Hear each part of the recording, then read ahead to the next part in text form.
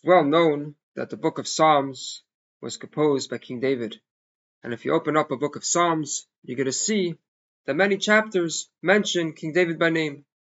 However, there are other names that are also mentioned in the book of Psalms. For example, Asaph, sons of Korach, Moses, and others. The Talmud says in Bava Basra that the book of Psalms was actually authored by 10 different authors, and it mentions them by name. It mentions Adam, it mentions Melchizedek, who was a high priest in times of Abraham.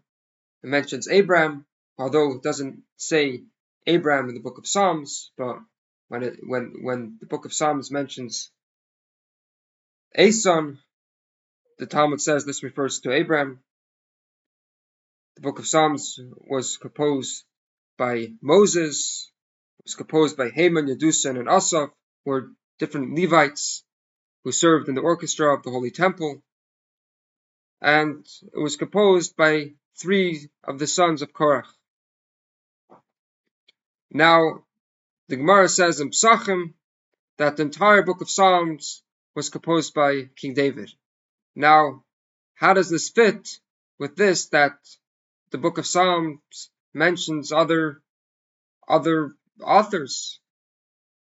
And the answer is that obviously the book of Psalms had many authors, as the Gemara says, but what we mean by this, that David composed the entire book of Psalms, is that although there were other authors that authored a psalm for something that happened in their personal life, it wasn't relevant for all the people in the future. It was only through David that compiled the psalm in such a way that whenever someone in the future will be going through some sort of difficulty or a challenge or something of that sort, that he'll be able to tap into the book of Psalms, and that psalm should be relevant to them.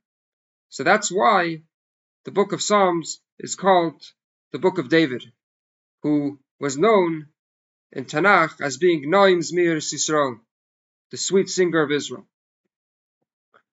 Another thing, if we look at the end of chapter 72, it says, Kolu Tfilas David ben Yishai, which means the prayer of David, the son of Yishai, has ended, which seems to imply that the Psalms which were written after that were not authored by David, which, first of all, many Psalms after that mention David's name.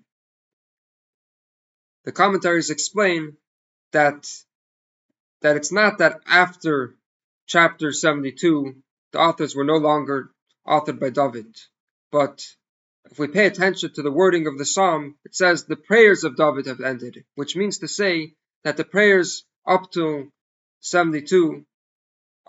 chapter 72 had a certain style, which means that many of the chapters are dealing with David's difficulty, David's challenge of having to run away, and these sort of things.